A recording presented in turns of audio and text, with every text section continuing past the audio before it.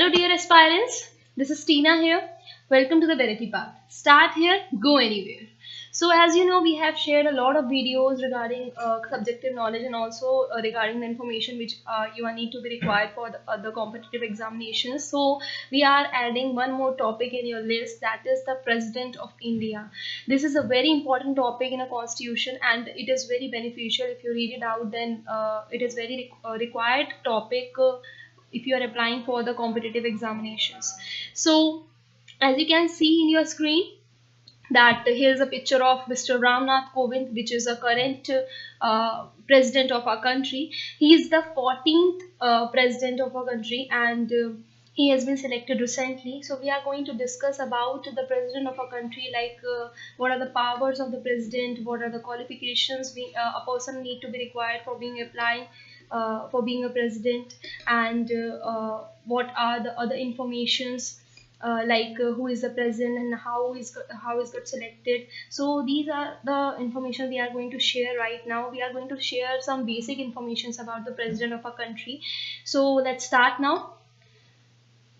Like, who is president? Now the president is the head of the union in our country. Now what is union? Union is the union executive. Actually, union executive consists of president, vice president, prime minister, cabinet minister, which are also known by the name of union ministers, and attorney general of our country. So president is the head of the union executive. Now as we know that we are living in a democratic country, so we know very well that we have a power to choose, we have a power to choose the prime minister of our country, but we can't choose the president of our country. Now how the president of our country is being selected? He's been selected by the electoral college. Now what is electoral college?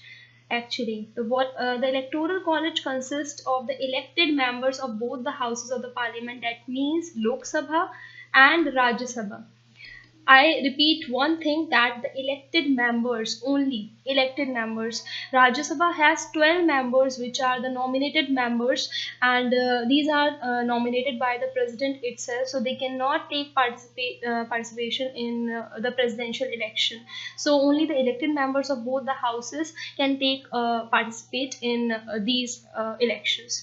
So now moving to the next point, the elected members of the legislative assemblies of the states. We very well know that we have 29 states in our country, and the elected members, I repeat one thing again, elected members of the legislative assemblies only of the state can take participation in these elections. Now the third and the foremost point is the elected members of the legislative assemblies of union territories of Delhi and Pondicherry, which is known by the name of Puducherry right now. So only the union territories of Delhi and Pondicherry can participate in these elections, not the other union territories. We have 7 union territories, and all the union territories are not applicable for these elections, because Delhi and Pondicherry has their own government, has their own chief minister, has their own powers, so they can apply and they can take participation in these elections. So now moving forward to the next slide. What are the qualifications are required for being a president of a country? He must be a citizen of India. It is not necessary that he must be a born citizen of India. If he belongs to Japan, Germany, Italy, France, whatever country apart from India, and if he has the citizenship of India, then he can apply for the post of the president. He must have completed the age of 35 years. That means a person must be in an age of 35 or above. He should be qualified for the election as a member of the House of the People. Now House of the People means Lok Sabha. Lok Sabha, we will discuss about this Lok Sabha and Rajya Sabha, the houses of the parliament, in our later video, so be connected with us. So now the last and the foremost point is regarding the qualification. He must not hold any office of profit under the government of India, government of any state, or under any local or other authority subject to the control of any of the said governments. That means he must not be an employee of any of the government or semi-governmental office in our country. If he is a part of that particular office, then he must have resigned that particular place, and then he can apply for the post of the president. Now, what are the other informations which you need to be which you need to be know about the president of a country, president of India? That is, the president tenure, the president term of office is 5 years from the very second he enters upon his office.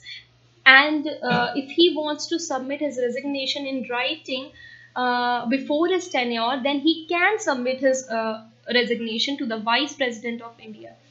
And president shall not be a member of either of the house of the parliament and house of the state legislature. If he is a member of either of the house of the legislative assemblies of any of the state, uh, is elected as president, he shall be deemed to have vacated his seat in that house. I have already told you in the previous slide that if he is having any office of profit under the government of India or any government of any state, then he must resign from that particular place, particular seat, and he shall be deemed to have vacated his seat in that house and then apply for the post of the president. Now, moving to the next slide, here is the powers of president. There are various powers a president possess, and there are some powers which I am listing in front of you. That is executive powers, legislative powers, financial, judicial, diplomatic, military, and emergency powers. These are the powers a president possess. We will discuss about in brief about these powers in a later video. So be connected with us.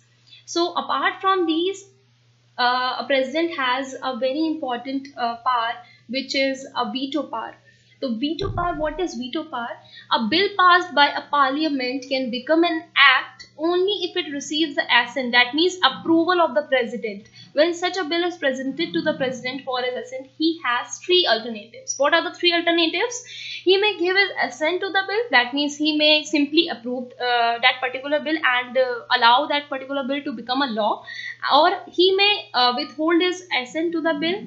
There is no time duration for that withhold period. He can withhold that bill for a long duration also, and he may not return the bill for the reconsideration of the parliament.